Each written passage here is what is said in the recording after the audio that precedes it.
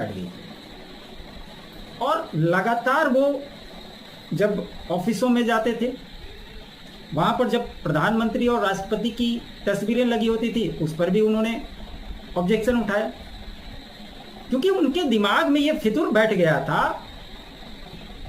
कि राष्ट्रपति के बाद उपराष्ट्रपति सबसे बड़ा होता है, तो वो जैसे चाहेंगे वैसे मोदी सरकार को करना पड़ेगा।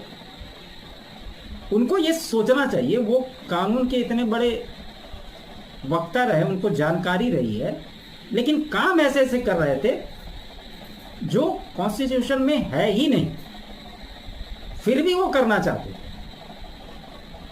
और इसीलिए इस तरह की आप अंदाज लगाइए कि उनकी हर बातों पर नजर रखा जा रहा था और उन्हें समझिए कि कितनी हद तक बर्दाश्त किया गया, जब तक चला जा सकता था उनको लेकर चला गया। लेकिन जब पानी सर से ऊपर हो गया तो मात्र 4 घंटे लगे इनको हटाने के लिए, और इस 4 घंटे में उनको पूरा जितना इन्होंने कांड किया था ना, वो सारा फ्लैशबैक ये घर में बैठकर सोच रहे होंगे, तो इनको समझ में आ गया होगा कि उनकी हैसियत क्या है, क्या उन्होंने गलत किया। और दूसरी बात ये भी मैं स्पष्ट शब्दों में बता दूं दोस्तों कि अगर ये दूसरे सत्यपाल मलिक बनने की कोशिश करेंगे तो इनसे भाजपा का तो कोई नुकसान नहीं होगा, लेकिन इनका क्या होगा ये अंदाज भी नहीं लगा सकता। ये बात तय।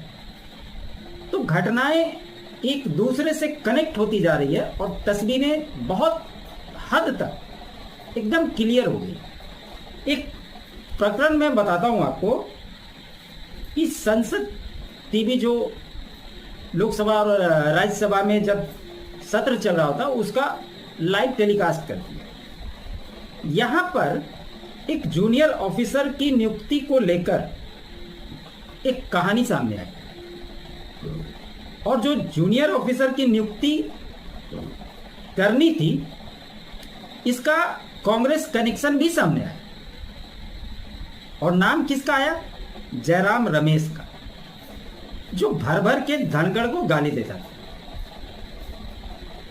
जगदीप धनखड़ के उपराष्ट्रपति पद से इस्तीफे के बाद नए उपराष्ट्रपति के चुनाव की प्रक्रिया भी शुरू कर दी गई।